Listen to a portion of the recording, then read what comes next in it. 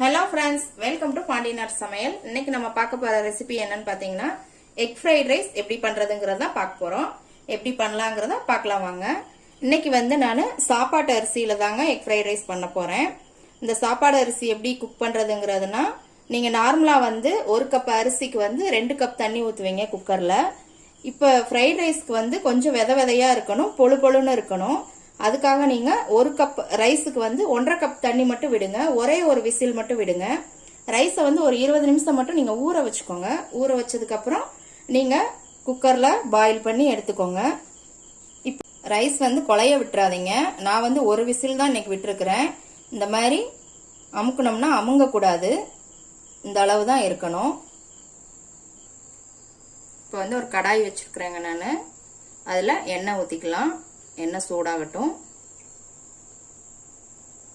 எண்ணெய் சூடாகவும் ஒரு 5 பல் பூண்டு சின்ன சின்னதா கட் பண்ணி போட்டுக்கோங்க.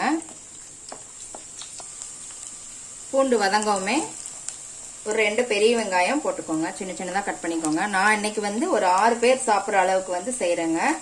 நீங்க அதுக்கு தகுந்த மாதிரி வெங்காயம் பூண்டு இதெல்லாம் சேர்த்துக்கோங்க. வெங்காயம் லேசா வதங்கினதுக்கு அப்புறம் 5 பச்சை மிளகாய் நான் கீரி போட்டிருக்கிறேன். இதையும் நல்லா வதக்கிக்கோங்க.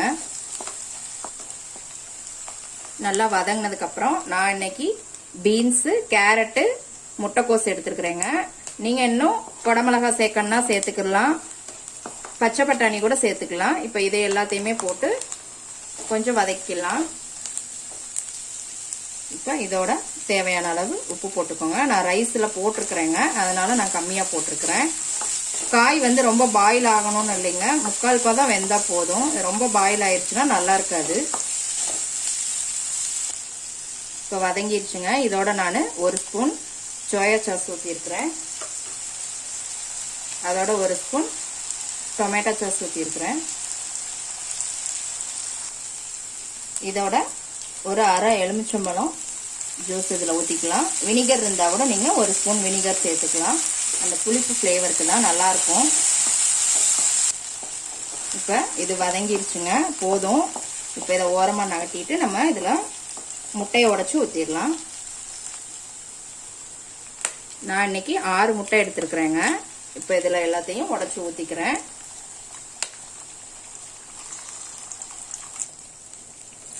இதை நல்லா கொஞ்சம் ஃப்ரை பண்ணிக்கலாம். முட்டை நல்லா வதங்கிடுச்சுங்க. இப்போ நம்ம இது எல்லாத்தையுமே சேர்த்து மிக்ஸ் பண்ணிடலாம்.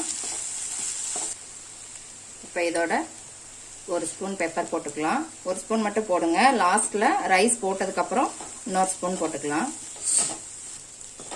இப்போ எல்லாமே நல்லா மிக்ஸ் ஆயிடுச்சுங்க. இப்போ நம்ம ரைஸ் இதில் சேர்த்துடலாம்.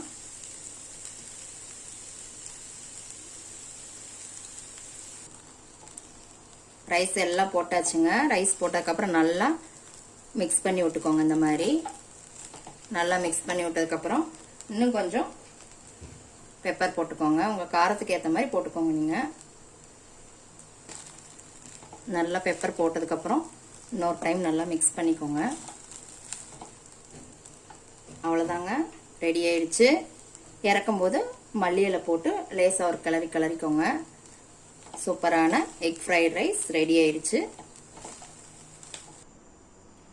பாருங்க ஃப்ரெண்ட்ஸ், சூப்பரான எக் ஃப்ரைட் ரைஸ் ரெடி ஆயிடுச்சு. எவ்வளவு சூப்பரா வந்திருக்கு பாருங்க. எவ்வளவு உதிரி உதிரியா இருக்கு பாருங்க. ஒன்னோட ஒன்று ஒட்டாம சூப்பரா இருக்குது. நீங்க சாப்பாட்டு அரிசிலேயே செஞ்சு பாருங்க, சூப்பரா வரும். எப்படி இருக்குன்னு செஞ்சு பார்த்துட்டு கமெண்ட்ல போடுங்க.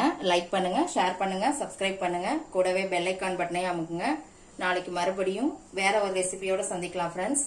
அன்போடு சமைத்து ஆனந்தமாய் உண்டு இன்பமாய் வாழுங்கள். வாழ்க வளமுடன்.